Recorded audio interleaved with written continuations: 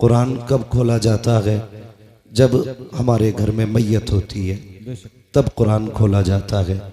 आसेब आता है तब कुरान खोला जाता है। जब बीमारियां फैलने लगती हैं तब कुरान खोला जाता है। मेरे अजीज़, ये कुरान सिर्फ मैयतों पे पढ़ने के लिए नहीं आया था।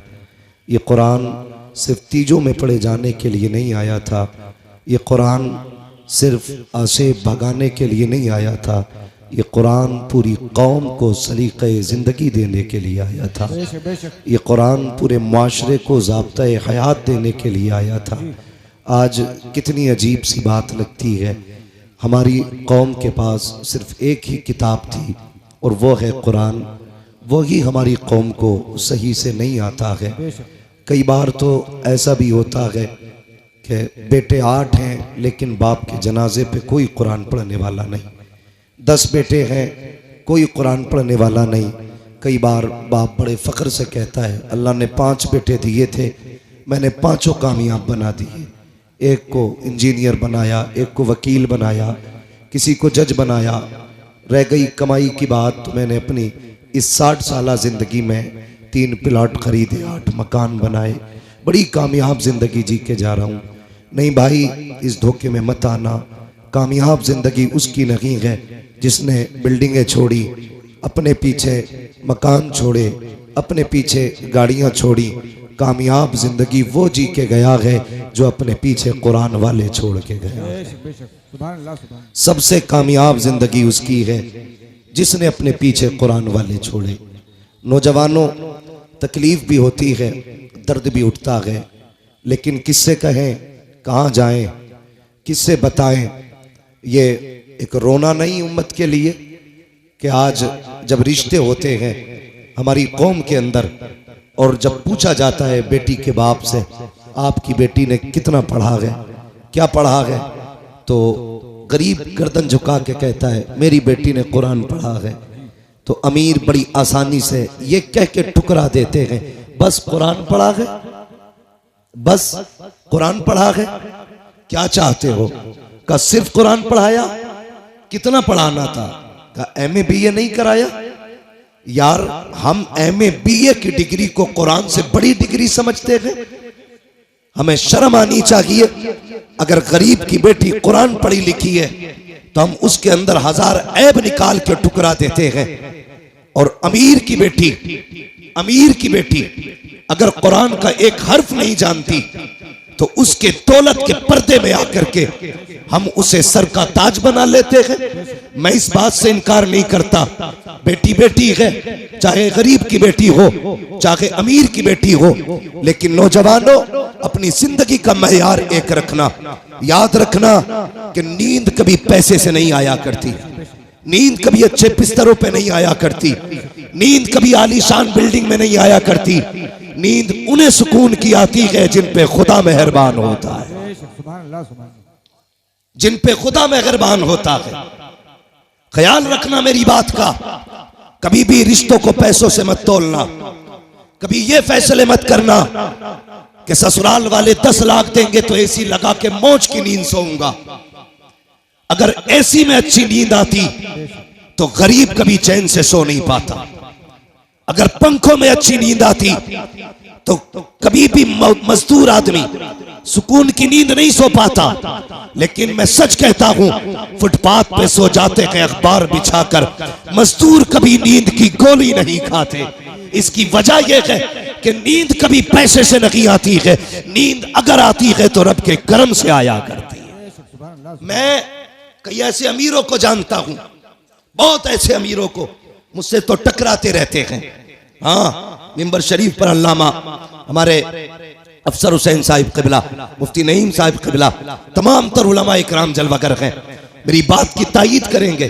कई अमीर फोन करके कहते हैं हजरत अल्लाह ने फैक्ट्रियां कहीं दी है, पैसा भी बहुत दिया है, दौलत भी अच्छी है, लेकिन महीने हो गए हैं चैन से सोया नहीं हूँ। मैंने सिर्फ एक सवाल किया था, मैंने कहा सच बता, तेरे घर के अंदर जो बेटी दुल्हन बन के आई है कितनी बार कुरान पढ़ती है, कितनी मर्तबा मुसल्ले पे आती है? कहते हजरत जी यही तो सरदर्दी है। मैं जिस घर से दुल्हन लेके आया था पैसे में भी आला थे, बिल्डिंग वाले भी थे, मैं ये समझ रहा था अच्छे घर वाले हैं, बेटी भी अच्छे घर वाली होगी तो शराफत और नजाफत होगी, पाकीज़गी और तहारत होगी। कहा हजरत जी थक गया, मैं क्या बताऊं, जिस दिन से बीवी घर में आई है एक दिन मुसल्ला नहीं बिछाया है, एक दिन नमाज का सजदा नहीं किया है, कुरान की एक आयत तक पढ़ के नहीं देखी है। मैंने कहा बस कर यार, किसी से तावीज लेने ना जाना, किसी से दवाएं मत लेना, अगर सुकून की नींद चाहता है अपनी बीवी से कह दे रोज फजर की नमाज पढ़े, कुरान खोल के बैठ जाया करे। खुदा की कसम खा के कहता हूँ तावीज़ों के जरिए वो राहत नहीं आती है जो कुरान की तिलावत के जरिए घर में राहत आया। नारे तकबीर, नारे रिसालत, मसलक के आला हजरत फैजाने कुरान। मर गए दौलत के लालच में। और सच कहूं मुसलमानों की हकीकत ये, जिनकी जमीनें रोडों पे आ गई वो आग मूत रहे हैं। 4 दिन पहले घर के अंदर चिराग नहीं जलता था, ये औकात थी। आज रोडों पे जमीन आ गई तो गरीब का जीना हराम है। भाई शर्म कर, हया कर, कभी किसी को पैसे से मत तोलना। पैसे की औकात क्या है और तेरे पास है कितना? 4 बिगल ली, 50 बिगल ली। तारीख पढ़, सिकंदर आजम की कहानी पढ़, जिसकी उम्र 22 और 25 के बीच में थी, आधी दुनिया पर अपने फतह का परचम लहरा चुका था, आधी दुनिया पर। और उसको सिकंदर आजम इसलिए कहा गया, अगर जिंदगी मोहलत दे देती तो वो पूरी दुनिया पे अपनी हुकूमत का परचम लहराता। लेकिन फतह करता जा रहा था, रास्ते में सांप ने काटा, जहर फैला। उसने बुलाया अमीर को, अपने वजीर को, कहने लगा यार मेरा किसी जहरीले जानवर ने, कीड़े ने काटा है। चेक किया तबीबों ने, कहा सांप का जहर है। उसने कहा सांप का जहर इलाज करो। बड़ा घमंड था उसे अपनी पावर पे। सारे तबीब थक गए लेकिन जहर ना निकाल सके। कुछ दिन गुजरे, कहा मरने वाला है तू, बचेगा नहीं। जब इतनी बात उससे कही, उसने वजीर को बुलाया, कहा मैं इतना कम नसीब हूं कि अपने वतन में भी मौत मैसर नहीं हुई है। जाओ जितनी दौलत है ऐलान कर दो, है कोई जो सारी दौलत के बदले में चंद सांसें उधार दे दे। कहा क्या करेगा? कहा इतनी सांसें मिल जाए कि अपने वतन में जाके मर जाऊं। वजीर ने रो के कहा था बादशाह किस ख्याल में है, माना कि जमीन पे तेरा झंडा है लेकिन जिंदगी पे तेरी हुकूमत नहीं चलती है, मौत के फरमान पे तेरा साइन नहीं होता है। वो और ही पावर है जिसके फैसले से जिंदगी मिलती है, जिसके फैसले से मौत आया करती है। उसने कहा ऐलान कर दो जितनी चाहे दौलत ले लो लेकिन चंद सांसें कोई उधार दे दे। सबकी गर्दनें झुकी और सबने कहा था बादशाह मौत जो आने वाली है इसको पैसे से नहीं टाला जा सकता, कोई तेरे पैसे से तुझे चंद सांसें नहीं दे सकता। उसने जब इतना सुना कहा था अच्छा अगर ये फलसफा है तो लो, अगर इंतकाल हो जाए तो कफन के बगैर हाथ निकालना। कहा किस लिए? ताकि दुनिया को पता चल जाए। कभी दौलत पे गुरूर ना करना, अपने इकबाल पे गुरूर ना करना। मेरे खाली हाथ देखेगी दुनिया समझ जाएगी हमारी औकात क्या है। जब सिकंदर जैसा आदमी खाली हाथ आया था तो दुनिया से खाली हाथ गया। नारे तकबीर, नारे रिसालत, मसलके आला हजरत, रज़बियों की तकरीर, नबी के दुश्मनों की फूट गई तकदीर। हाँ, ये डॉक्टर साहब भी मेरे दोस्त हैं। अब मैं बताना शुरू करूंगा। मेरे भाई गौर करें, मैं सारे डॉक्टरों से दोस्ती नहीं करता हूं। कोरोना चला था, डट के पानी की सुइयां लगाई डॉक्टरों ने। कई तो ऐसे थे टेढ़े कर दिया, आज तक पूरे टेढ़े है। मेरे ताल्लुकात में अल्लाह सलामत रखे उन डॉक्टरों को। ऐसे भी डॉक्टर हैं जो गरीबों का इलाज फ्री करते, नाम नहीं बताऊंगा। तो मेरे भाई पैसा सब कुछ नहीं है, बहुत कुछ है पैसा मगर सब कुछ नहीं है। इसे हद तक रखो, ये जेब तक रहना चाहिए, दिल तक दिल तक, दिल तक नहीं पहुंच रहे, कहां तक रहना चाहिए? कहां तक? सिर्फ जेब तक, दिल में इसके लिए जगह नहीं। और मैं अक्सर कहता हूं, गरीब साल साल भर चिल्ला करेगा तब जाके खुदा का दोस्त बनेगा। अमीरों के लिए कितने आसान रास्ते हैं, कितने आसान रास्ते हैं। फरमाया गया सखी अल्लाह का दोस्त होता है। सिर्फ ये दौलत के दरवाजे खोल दे अल्लाह की रजा के लिए तो ये रब के दोस्त बन सकते हैं, लेकिन उसके लिए भी शर्त है। जब दौलत का दरवाजा गरीब के लिए खोलो ना तो फिर कैमरे का दरवाजा मत खोलना। हमारे मुरादाबाद में भी बड़े पंपलेट और अखबारात मैंने देखे, इज्तिमाई शादी करा रहे हैं फला बाबा, इज्तिमाई निकाह हो रहे हैं गरीब बेटियों के। अगले दिन अखबार में दूल्हा का भी फोटो, दुल्हन का भी फोटो। हया आनी चाहिए। हैरत होती है यार, उस दिन देखो इंसान की जिंदगी में 3 दिन सबसे अहम आते हैं। एक तो वो दिन जिस दिन वो दुनिया में आया करता है, एक वो दिन जिस दिन दूल्हा बना करता है, तीसरा वो दिन जिस दिन वो दुनिया से जाया करता है।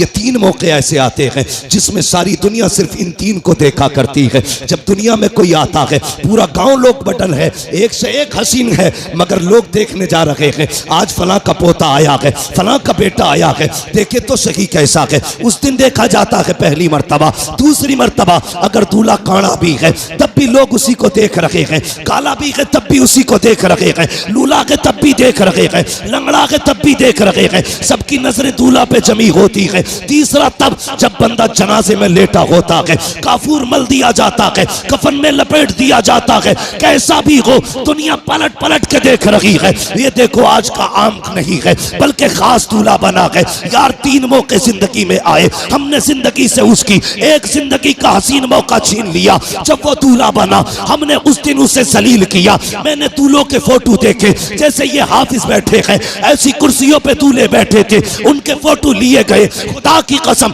किसी के चेहरे से नहीं लग रहा था कि ये दूल्हा बैठा है। वो दूल्हा के लिबास में जिंदा लाश बने बैठे थे, इसलिए कि जब फोटो लिए जा रहे थे एहसास हो रहा था काश हमारे पास पैसा होता, आज हम किसी के रहमो करम पे ना होते। हमारे पास दौलत होती तो यूं कुर्सियों पे जलील न किए जाते। आज हमारे पास पैसा होता तो यूं रुस्वा न किया जाता। ओ अमीरों फसीरों, ओ दौलतों वालों, तुम्हें खुदा का वास्ता किसी को दौलत की वजह से जलील मत करना, वरना जब अल्लाह जलील करता है कोई बचाने वाला नहीं आता है। खुदा की कसम अगर गरीब रोएगा 1000 आंसू पोंछ लेंगे, लेकिन जब अल्लाह रुलाएगा कोई आंसू पहुंचने वाला नहीं होगा। और तुम्हें खुदा का वास्ता अगर मदद किया करो तो किसी को जलील करके नहीं, बल्कि ऐसे किया करो कि तेरे हाथ तक को पता ना हो। फिर देख खुदा भी राजी हो जाएगा, मदीने वाला मुस्तफा भी राजी। नारे तकबीर, नारे रिसालत,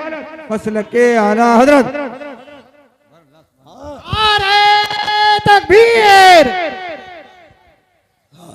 ये भी मेरा दोस्त है भाई, बड़ी देर में निकल के आया। अल्लाह करे बैठे ही रहे ऐसे। बस तवज्जो है ना सारे लोगों की, अल्लाह आपको सलामत रखे। तो कभी भी दौलत की नुमाइश नहीं। और एक बात तो है भैया, नहीं बाबू, मेरे बाबू बस मैं एक तो वक्त ही मेरा बहुत लेट है। हाँ मेरी भी फ्लाइट है, दिल्ली पहुंचना, मुझे जल्दी कर लूँ मैं। जरा बात सुने, एक बात और सुन ले। कभी कभी हाँ दवाओं से वो नहीं होता जो दुआओं से हो जाता है। दुआओं से जो हो जाता है। मेरे वो भाई जो पैसा कमाते हैं, परदेश रहते हैं, इधर उधर के सफर करते हैं, यकीनन रोड पे हाथ चलना ना समझ लीजिए हथेली पे मौत लेके चलना है। मैं अक्सर कहता हूं नौजवानों, बाइक से हाईवे पे ना चला करो, हाईवे पे ना चला करो। लेकिन हाँ हमारे कुछ नौजवान ऐसे हैं कि ऐसा एक्सीलेटर खींचते हैं कि वहीं से धूल उड़ने लगती है जहां से गाड़ी चलती है। जरा ध्यान किया करो, अगर तुम्हारी टूटी ना तो खाली तुम नहीं रोओगे, माँ बाप रोते। अपने पीछे वालों का ख्याल किया करो, जो घर पे तुम्हारे पीछे रोने वाले। मर जाए तू कोई मसला नहीं, टूट गई 15 दिन अस्पताल में रहता ना, पूरे घर की नींद जाती है। थोड़ा सा ख्याल किया करो। और एक बात और बता दूं, दुनिया में कितने बड़े बड़े डॉक्टर आ जाए, सारी दुनिया की डॉक्टरी एक पल्ले में रखो, मेरे रब की कारीगरी एक पल्ले में। अगर ये उंगली टूट गई, पूरी दुनिया जोर लगा ले, जैसे रब ने जोड़ी है वैसे कोई नहीं जोड़ सकता। जैसी रब ने जोड़ी है कोई नहीं जोड़ सकता। लाओ बड़े बड़े डॉक्टरों को, जैसे चाहो ऑपरेशन करा लो, लेकिन जैसी रब ने बनाई है ना वैसी बड़े अच्छे अच्छों से नहीं जुड़ती है। इसलिए नौजवानों देख के गाड़ी चलाया करो। टूटने में मिनट लगते हैं, जुड़ने में महीने लगा करते हैं। जुड़ने में महीने लग जाते हैं। और कभी कभी कुछ चीजें ऐसी हैं कि मिल नहीं पाती हैं, जैसे प्याली है टूट गई तो पूरी जिंदगी टांग सीधे लिए घूमोगे। हिफाजत किया करो एक एक चीज की। कह रहे अल्लाह ने कुछ दिया ही नहीं, फुड़वा के दे के कहां अल्लाह ने क्या दिया तुझे। अंधे से पूछ ये क्या चीज है। जिनके हाथ नहीं है उनसे पूछ ये हाथ क्या है। जो बैसाखियों से चलते हैं कभी उनसे पूछ के ये पैर कौन सी नेमत है अल्लाह की। खुदा की कसम उसने जो भी दिया के ना तुझे बेकीमत अता किया है, बेकीमत। आंखें बंद करके न चला कर, रोड पे बहुत संभाल के चलना चाहिए। तो जो चलते हैं ना रोडों पे उनसे मेरी गुजारिश ये है, जब महीने भर में जो कमाई आपकी हो ना उसका कुछ हिस्सा निकाल के यतीम और गरीबों के लिए रखा करो, निकाल के रखा करो। आपकी नजर में अगर यतीम और गरीब ना होना तो वो हिस्सा ला करके अपने मदरसे में दे दिया करो। ये मामूल बना लो। खुदा की कसम जहां तेरी आंख नींद से बंद होगी ना वहां से गरीब की दुआ तेरी गाड़ी संभालना शुरू कर देगी। गरीब की गाड़ी वहां से संभाल लेगी। कई बार हम खुद कहते हैं यार उम्मीद नहीं थी बच के आने की, लेकिन पता नहीं कैसे बच गई। नहीं, ये तेरी कारीगरी। लोग कहते मैं सोता रहा गाड़ी सीधी चलती रही। नहीं, स्टीयरिंग तूने नहीं संभाल रखा था, स्टीयरिंग किसी की दुआओं ने संभाल रखा था। इसलिए अपनी कमाई में हिस्सा रखा करो।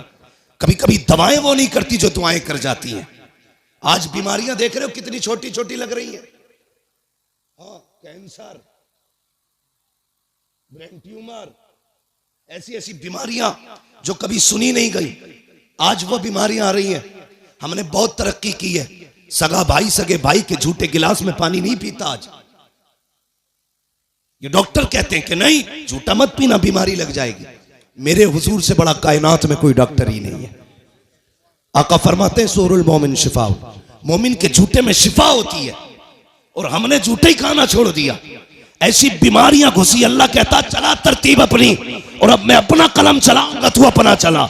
कसम खुदा की डॉक्टर हाथ उठा के कहते हैं बस थक गए, थक गए, अपने बस की कुछ नहीं है, ये नहीं बचने वाला। पूछो डॉक्टर साहब से। कभी कभी ऐसा होता है हॉस्पिटल्स के अंदर, डॉक्टर देखता है कहता अरे बस 2 मिनट में ठीक हो जाएगा, लेकिन अगले 5 मिनट में खत्म हो जाता है। डॉक्टर कहता मर कैसे गया। कभी केस इतने सीरियस होते हैं, कहते हैं भाई बचना मुश्किल है, लेकिन फिर बच जाता है, फिर बच जाता है। डॉक्टर कहता बच कैसे गया। जानते हो तुर्की में जलजला आया, 40 सेकंड के अंदर हजारों जिंदगियों को मौत में बदल डाला, और फिर 12 दिन के बाद जिंदगी बचा के रब ने बता दिया सुन मौत देने वाला भी मैं हूं, जिंदगी देने वाला भी मैं हूं। ये याद रखना। कभी ये मत सोचना तेरी तदबीर काम आती है। नहीं, हम लोगों ने दुआएं लेना छोड़ दी। गलत नहीं कह रहा हूं, जाओ शादी में देखो, हम सबकी दावत कर देंगे, अपनों को नहीं बुलाते। ये इतना बड़ा जुर्म करते हैं खुदा की कसम कि इसकी आग लेके बैठ जाती है, लेके बैठ जाती है। कई बार बारात की बारात ही खत्म हो जाती है। हम दावतें करते हैं लेकिन अपनों की नहीं। अपनों की दुआएं भी सबसे ज्यादा अहम होती हैं, अपनों की दुआएं। मैं एक साहब से मिला, उन्होंने कहा मैंने फलां पीर साहब के खाते में 5 लाख डाले। किस चीज के? ज़कात के। मैंने सीधा सवाल किया तेरी बस्ती में कोई बेवा नहीं थी, कोई यतीम बेटी नहीं थी?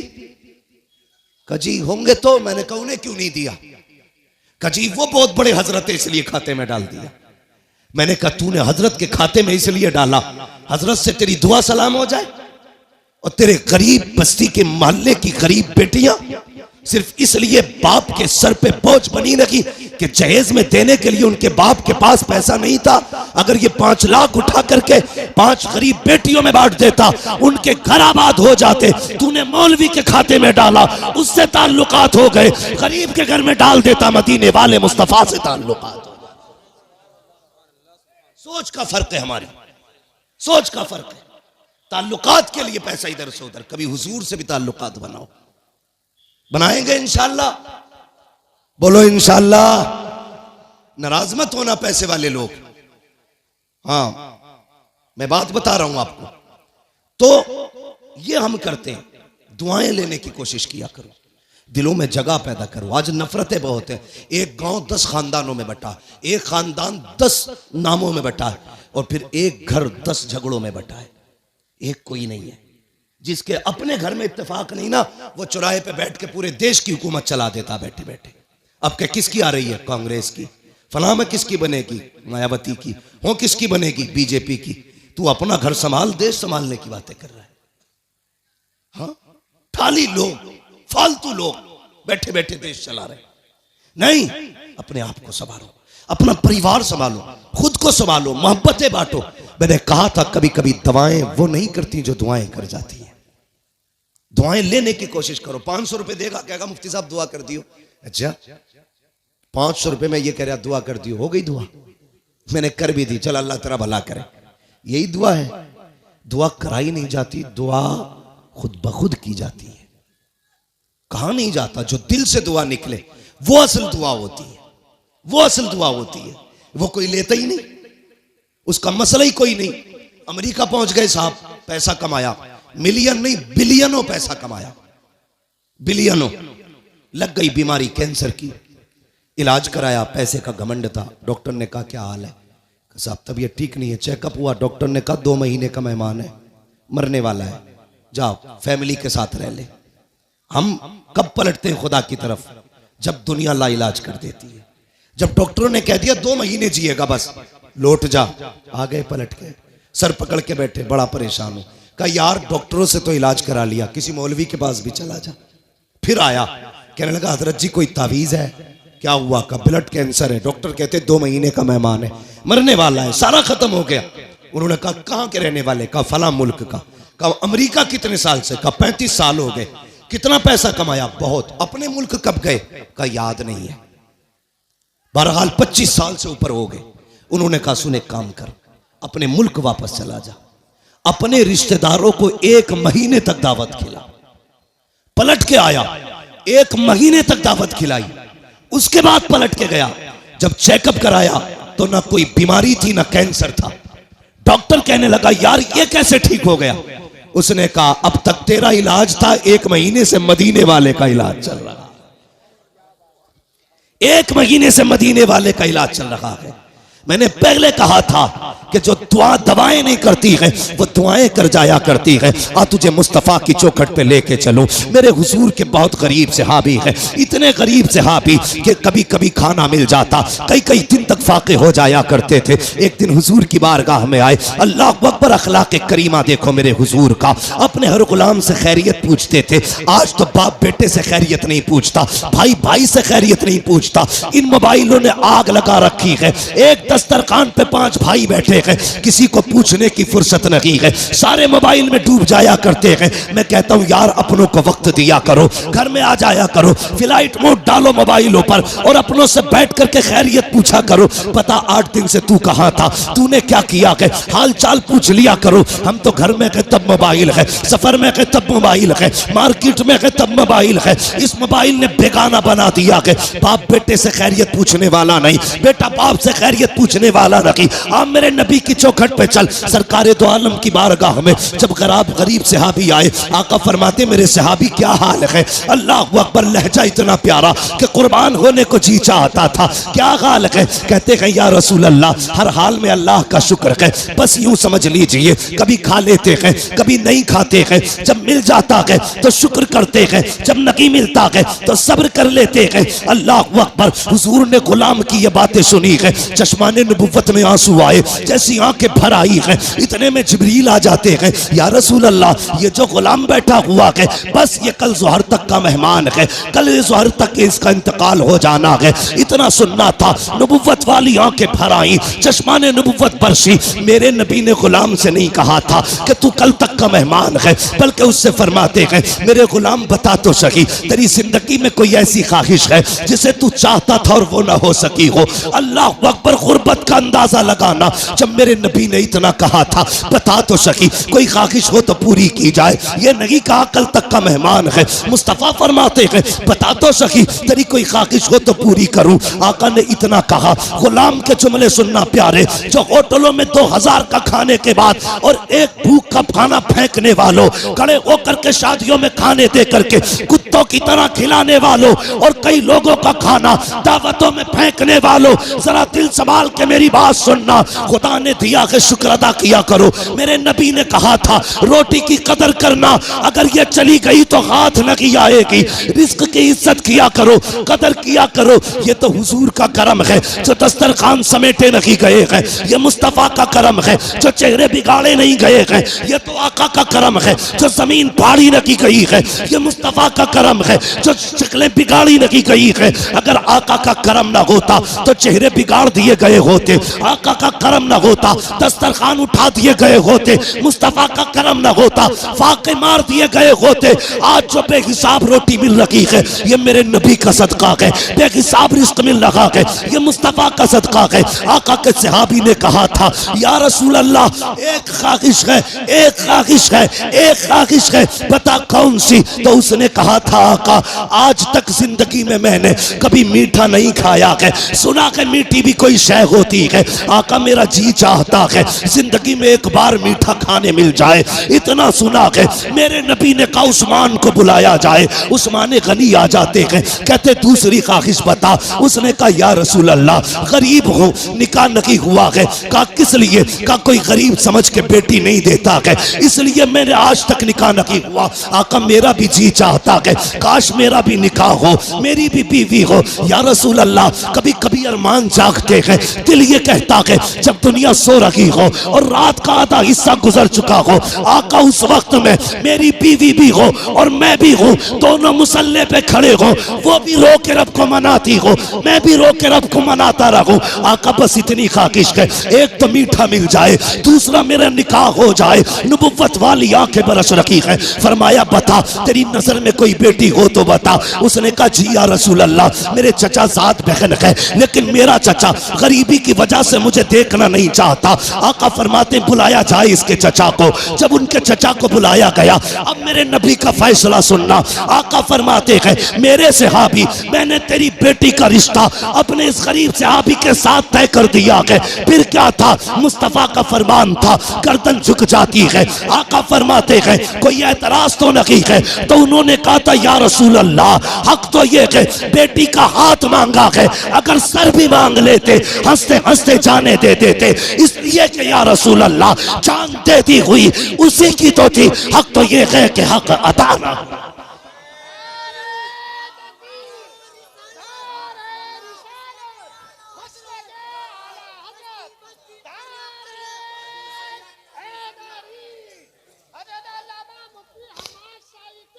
शुक्रिया भाई। सुने ये फैसले, मेरे नबी का प्यार। भाई रोटी की इज्जत कर, कदर कर इसकी। ये कच्ची पक्की तोड़ के न फेंका कर। खाने का अदब ये है, खाने के लिए बैठो तो अगर प्लेट में टूटी डलिया में टूटी रोटी के टुकड़े हो ना, पहले टुकड़े खा के रब को दिखाया कर या अल्लाह मैंने नाशुक्री नहीं की है, मैं तो इन टुकड़ों के लायक भी नहीं था, ये तेरा एहसान है, तूने मेरे आगे ये टुकड़े रख दिए हैं। वो तो ये कहता है मेरा शुक्र अदा करोगे तो इतना दूंगा कि संभाला नहीं जाएगा, और नाशुक्री करोगे तो याद रखना ऐसे अजाब में मुब्तला करूंगा कि कोई बचाने वाला नहीं होगा। हुजूर ने इतना फरमाया कि तेरी बेटी के साथ इसका निकाह होना है। जी या रसूल अल्लाह का ताकीर ना करना। आका जानते थे कल जोहर तक का मेहमान है, मुस्तफ़ा जानते थे कल जोहर तक इसे मौत आने वाली है, इसलिए मेरे नबी ने कहा अब दिन का इंतजार नहीं है, अभी इसका निकाह होगा। अबू बकर जी या रसूल अल्लाह निकाह की जो जरूरतें हैं वो आप पूरी करेंगे। उस्मान जो हलवा है वो आपका बनाने की जिम्मेदारी है। ऐसा हलवा बनाना कि आज तक किसी ने न खाया हो। मेरे गरीब गुलाम की तमन्ना है ये हलवा खाना चाहता है, मीठा खाना चाहता है। हजरत उस्मान के यहाँ हलवा बना, हजरत अबू बकर सिद्दीक के यहाँ से निकाह का इंतजाम हुआ। जब निकाह हो जाता है, अल्लाह अकबर, आका करीम को बताया था जिब्रील ने कि कल ज़ोहर तक का मेहमान है, रात गुजर जाती है। जब सुबह का सवेरा हुआ, फजर का वक्त आया, मेरे हुजूर ने गुलाम को बुलाया, फरमाया जाओ मेरे फला गरीब सहाबी के दरवाजे पे चले जाओ। आका किस लिए? कहा अगर उसके दरवाजे से रोने की आवाज आ जाए तो तोड़ करके मुझे बता दिया जाए। आका ने इसलिए ड्यूटी लगाई थी, जब कहीं पे मैयत होती है तो अपने रोया करते हैं, और इसकी बीवी तो एक रात की दुल्हन है, जब इसके शौहर का इंतकाल होगा तो जाकिर के रोने का पता चल जाएगा। आगे क्या होना था ये तो मुस्तफा जानते थे, लेकिन ड्यूटी आका लगा रखे हैं, जाओ इसके दरवाजे पे चले जाओ, जब इसके घर से रोने की आवाज आए तो मुझे खबर कर देना। प्यारे सुनना जरा दिल थाम करके, ये सहाबी ने फजर की नमाज पढ़ी, जाके उस सहाबी के दरवाजे पे बैठ गए। ज़ोहर हो गई, कोई नहीं रोया है। ज़ोहर की नमाज पढ़ी, आका फरमाते क्या हुआ? जी या रसूल अल्लाह, अभी तक तो कोई नहीं रोया है। कहते फिर जाइए, फिर आए गए, असर तक बैठे रखे, कोई आवाज नहीं आई। जब असर में आका से मुलाकात हो रही है, मुस्तफा फरमाते हैं पता क्या हुआ? कहते या रसूल अल्लाह, मैं सुबह से देख रहा हूँ उस घर से कह कहों की आवाजें आ रही है, हंसी और खुशियों की आवाजें आ रही है। आका उस घर में कोई नहीं रोया है। इतना सुनना था, हुजूर ने सजदे में सर रखा, ए मेरे मालिक बता तो सकी, कल जो जिब्रील ने बताया था वो तो सही था, जिब्रील तो झूठ नहीं बोलेगा, तेरे फैसले भी हक है। जिब्रील ने ये कहा था ये ज़ोहर तक इंतकाल कर जाएगा, मगर मेरे मालिक बता तो सकी अभी तक वो मरा क्यों नहीं है, उसको मौत क्यों नहीं आई है। अब जरा दिल थाम के सुनना प्यारे, रब ने जिब्रील को भेजा, जा मेरे महबूब से जाके कहानी बता दे। हजरत जिब्रील आए हैं, या रसूल अल्लाह बेशक इसको ज़ोहर में इंतकाल कर जाना था, इसकी जिंदगी ज़ोहर तक थी, लेकिन या रसूल अल्लाह जब मगरिब के बाद का वक्त आया, इसने नमाज अदा की, ईशा का वक्त आने वाला था, इसने नमाज ईशा की भी अदा की ईशा के वक्त में। उसके बाद बीवी को बुलाया, दस्तरखान बिछाया, या रसूल अल्लाह वो मीठा जो जिंदगी में कभी नहीं खाया था आज पहली बार दस्तरखान पे रखा है, सामने बीवी बैठी हुई है, बहुत कुछ हो रहा है कि सामने बीवी भी है, दस्तरखान पे मीठा भी है, मेरे आका ने मेरी दोनों जरूरतें पूरी कर दी है, ये देख के मुस्कुरा रहा था। इतने में या रसूल अल्लाह दरवाजे पे आवाज आ जाती है कोई जो खुदा के नाम पे कुछ दे दे। जिब्रील कहते हैं या रसूल अल्लाह जब खुदा के नाम का उसने सवाल किया,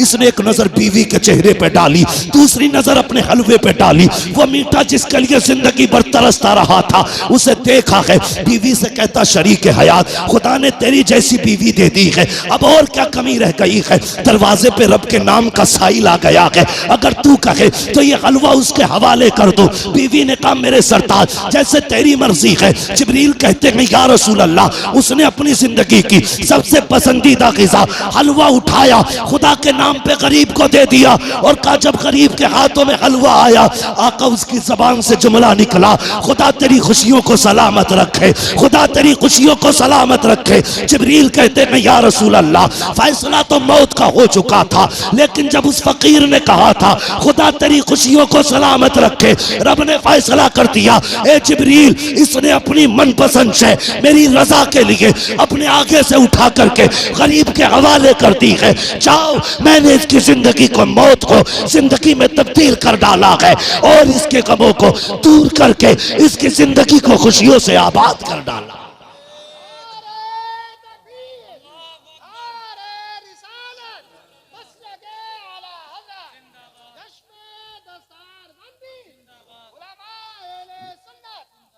भाई कभी कभी दवाएं काम नहीं करती जो दुआएं काम कर जाती है। हिस्सा रखा करो अपने पैसे में गरीबों का। अगर गाड़ी गड्ढे में गिरने से बच जाए ये मत सोचना तेरी तदबीर बचा के ले गई, नहीं, ये समझ लेना किसी की दुआओं ने आके सहारा लगा दिया है। हाँ, किसी की दुआओं ने सहारा लगा दिया है। इसलिए बदलो अपने आप को, बदलो अपने पैसे में रब के नाम पे मांगने वालों का हिस्सा रखा करो और हर चीज तदबीर से नहीं दुआओं से भी हासिल किया करो। लोगों से दुआएं लेने के हालात पैदा करो, दुआएं लेने के हालात। लेकिन मेरी कौम के जवान एक तकलीफ है मुझे, सिरस खेड़े में जितने पुरानी दीनदारी है ना उससे बड़े बड़े डीजे भी बजते हैं शादियों में।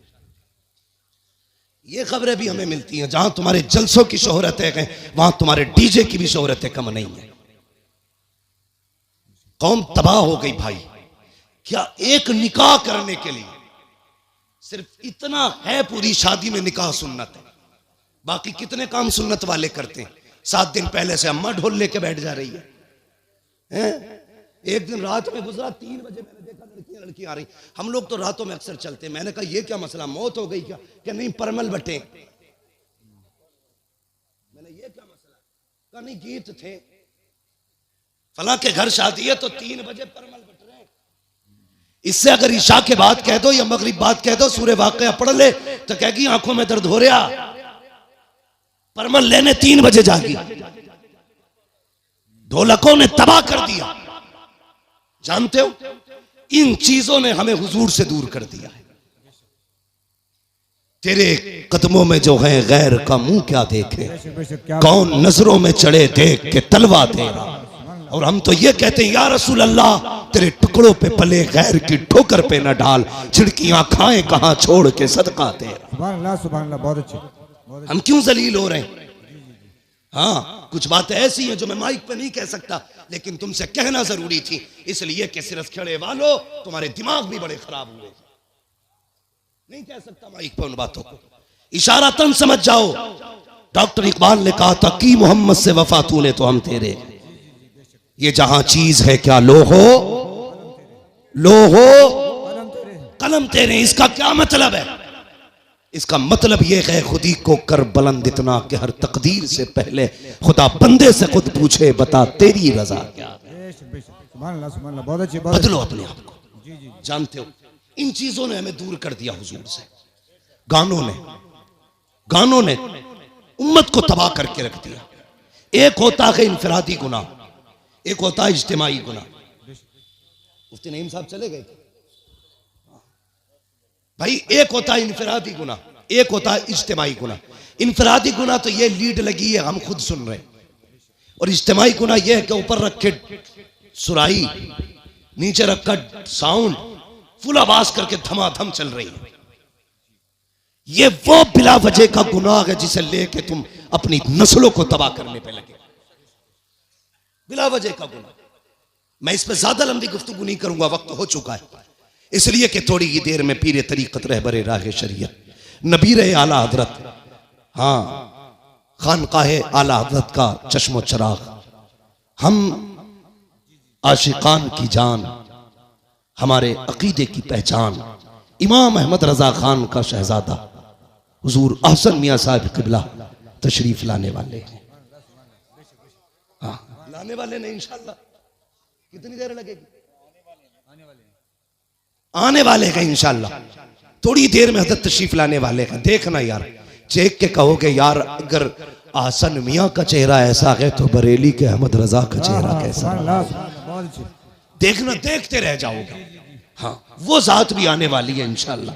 और देखना जब वो आएंगे ना तो हर तरफ नूर ही नूर नजर आएगा, महफिल में रूहानियत नजर आएगी। मैं बात पूरी कर लूं, अपनी इजाजत हो तो।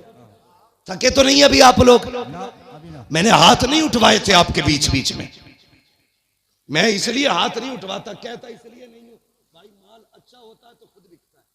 जी जी बेशक। है ना? शोर मचाने की जरूरत क्या है? मोहब्बत से कह दो या रसूल अल्लाह। इतनी जोर से आपने या रसूल अल्लाह कहा कि 3 मिनट तकरीर और होनी चाहिए। ठीक है जी, अगर 5 मिनट करानी है तो जरा और जोर से कह दें या रसूल अल्लाह। बहुत चालाक लोग हैं माशाल्लाह, जान लोगे क्या? नहीं 20 मिनट बहुत लंबी बात हो जाएगी, मेरी बात सुने जो मैं कह रहा हूं। इन चीजों ने हमें हुजूर से दूर कर दिया, गानों ने। इन बेटी, कई माएँ तो ऐसे कहती हैं ना ढोल ना बजा तो फिर मजा ही ना आगा, ऐसा लगेगा जैसे मैयत हो गई। ये जो पुरानी अकड़वी बुढ़ी है ना, अकड़वी ऐसे झुक गई, बाज नहीं आ रही। लड़कियां अगर पढ़ रही है ना, दीन से जुड़ी है, नाम गलत है, चुप जा, नई मुफ्ती बन के आई है, तुम्हारी शरीयत नहीं है, ऐसे कहेगी। हमारे तो 7 पुश्तों से होता चला रहा, तब कोई मौलवी ना था, अब बंद होंगे। ये कह के उन्हें चुप कर दिया जाता है। मगर थोड़ी देर तो चुप कर लोगी बच्चियों को तुम, हमेशा के लिए नहीं। इस्लाम की फितरत में कुदरत ने लचक दी है, जितना के दबाओगे उतना ही हरा होगा, उतना ही उभरना है। इसको किस किस को रोकोगे? बंद करो यार ये तमाशे। एक निकाह सुन्नत है खाली, उसमें देखो 7 दिन पहले ढोलक बज रही है, गलत। शादी वाले दिन डीजे चल रहा, गलत। नोटों के हार पड़ने सरासर गलत। उसके बाद फिर जो रस्में अदा हो रही है, किसी के हाथ में चांदी बंध रही है, किसी के हाथ में लच्छे बंध रहे, किसी के हाथ में मेहंदी चढ़ रही है। कितने गलत काम कर दिए हमने, मुस्तफ़ा को नाराज कर दिया। सोचो तो सही, जब शादी की दावत की बारी आती है, डॉक्टर साहब लिस्ट बनाई जाती है, पूछता चचा की दावत करूं, वो तो नाराज है, कम मना लिया जाएगा, नाम लिख ले। फूफा का उन्हें भी मनाएंगे, नाम लिख ले। का खालू 3 साल से नहीं आए हैं, का उन्हें भी मनाया जाएगा, नाम लिख ले। तूने सबके नाम लिखे और सबको मना लिया। जो पहले से माने हुए थे, तूने ढोल बजा के मदीने वाले को नाराज कर दिया। वो मुस्तफा जो राजी थे, तूने गाने बजा के उन्हें नाराज कर दिया। वो खुदा जो तुझसे राजी था, तूने तमाशे करके उस खुदा को नाराज कर दिया। और बता तो सही, रब तो ये कहता है अगर मैं नाराज हो जाऊं और लानत भेजता हूं तो 7 पुश्तों तक लानत आती है, और जब मैं राजी होता हूँ रहमत भेजता हूँ तो कयामत तक मेरी रहमत चला कर। नारे तकबीर, नारे रिसालत, मसलके आला हजरत उलमा अहले सुन्नत। हाँ डॉक्टर साहब, शादी हो गई कि नहीं अभी? हाँ आएंगे इंशाल्लाह, लेकिन ढोलक नहीं बजेगी। हाँ कई सारे लोगों की देख रखी मैंने, पैसे वाले लोग हैं, अब बज गई ना तो फिर आ गई। ये जवानों फितरत बदलो अपनी, अहद करो। निकाह हुजूर की सुन्नत है ना, तो काम वही किए जाएंगे जो खुदा को भी अच्छे लगे, मुस्तफा को भी अच्छे लगे। एक बात याद आ गई, बता दो। बाबा फरीद गंज शकर का नाम सुना है ना? किस किसने सुना है? सब नहीं सुना है माशाल्लाह। हम बरेली वाले हैं, हमारे घरों में चूल्हों पे बैठ के अल्लाह वालों के तस्किरे होते हैं। चूल्हों पे बैठ के अल्लाह वालों के तस्किरे होते हैं। बाबा फरीद गंज शकर, 6 साल उम्र शरीफ थी ना, औरतें आई आपकी अम्मी के पास, कहने लगी खातून अपने बेटे के बारे में बता तो सही। तेरा ही बेटा 6 साल का नहीं, हमारे तो 8-8 साल के हो गए, हमारे तो 8-8 साल के हो गए। लेकिन जितना तेरा बेटा मुहज्जब है उतने हमारे बेटे तो मुहज्जब नहीं है। तो मुस्कुरा के कहा था बाबा फरीद की अम्मी ने, कहा इसमें सिर्फ फरीद का कमाल नहीं, इसमें उसकी माँ का भी कमाल है। बेशक बेशक, क्या बात, उसकी माँ का भी कमाल है। ये जो हाफिज बने ना, ये कारी जो बने, इसमें सिर्फ मौलवी का कमाल नहीं है जी, इसमें अब्बा के हलाल लुकमों का भी कमाल है। बेशक बेशक। अभी फरमाया था आपने, मैं भी एक बात कहता हूं, गलत दवा खेती को लग जाए तो फसल खराब होती है, गलत रोजी बच्चों को खिलाई जाए तो नस्ल खराब हो जाती है। हलाल लुकमे खिलाया करो बेटे, कुरान के कारी बने। बेशक बेशक। माओ से गुजारिश है वुजू करके दूध पिलाया करो बेटे, दीनदार बने। दीनदार बनेंगे। बाबा फरीद की अम्मी ने कहा था कमाल सारा ही फरीद का नहीं, मेरा भी कमाल है। कहा कैसे? कहती मुझे याद नहीं मैंने जिंदगी में कभी फरीद को बगैर वुजू के दूध पिलाया हो। बहुत अच्छे, समझ गए? इन्हीं बाबा फरीद की बात बताने लगे। जी जी सुनेंगे? जी जी। जो चेयरमैन है उनसे तो मसला ही नहीं, जो जमींदार है उनसे बात कर जी जी। समझ गए जमींदारों? हाँ सुनेंगे। हाँ, कुर्सी तो 5 साल के लिए होती है, जमींदारी जिंदगी भर के लिए होती है। जी जी बेशक। आज आप मजबूत हो। हजरत अली फरमाते हैं जो जमीन पे बैठता है वो कभी गिरा नहीं करता है। जी जी बेशक बेशक, क्या बात। वहां बैठे हो जहां से गिरोगे नहीं, तो फिर डर किस बात का? जरा कहो या रसूल अल्लाह। या रसूल अल्लाह। इकबाल ने कहा था उकाबी रूह जब बेदार होती है जवानों में, नजर आती है उनको अपनी मंजिल आसमानों में। हाँ उन्होंने कहा था नहीं तेरा नशे मन कसरे सुल्तानी की गुंबद पर, तू है शाही बसेरा कर पहाड़ों की चट्टानों में। नौजवानों पहचानो अपने आप को, तुम नौजवान हो। तुम्हें बता दूं अगर याद ना हो तो, तुम नौजवान हो ना नौजवान? जी जी। अब भी सर हिला रहे हो। बेशक। वो शेर बकरियों में रहता था, वो भी मैं कर रहा था। एक दिन पानी पीने गया, उसने देखा मेरा मुंह तो बदला हुआ है इनसे, तो सोचा आवाज भी मेरी अलग होगी। दहाड़ मारी तो बकरियों के होश खराब थे। पहचानो अपने आप को, मर्द हो तुम अल्लाह के फजल से। जी जी बेशक मर्द। हाँ पहचानो, मर्द हो आप और नौजवान भी हो आप। जरा कह दे या रसूल अल्लाह। या रसूल अल्लाह। हाँ ये कुछ लोग तो इसलिए या रसूल अल्लाह जोर से नहीं कह रहे कहीं बीमार ना हो जाए। ये भाई मैं फैजी नहीं हूं, मुझे पर्चे ना भेजो, मुझे अपनी बात करनी है। इंशाल्लाह फरमाइश कभी फिर भी पूरी हो जाएगी। मैं बात अपनी तरफ से जो लाया हूं वो सुन ले मेरी बात। तो ये बाबा फरीद गंज शकर हजरत का एक मुरीद था। ये बात वो लोग गौर से सुने जो हुजूर के तरीकों से ज्यादा गाने तमाशों को तरजीह देते, वो गौर से सुने। गरीब मुरीद था हजरत का। जब भी हजरत के पास आता ना तो उसके इलाके की लुंगी बड़ी मशहूर थी। आप ऐलान कर दीजिए।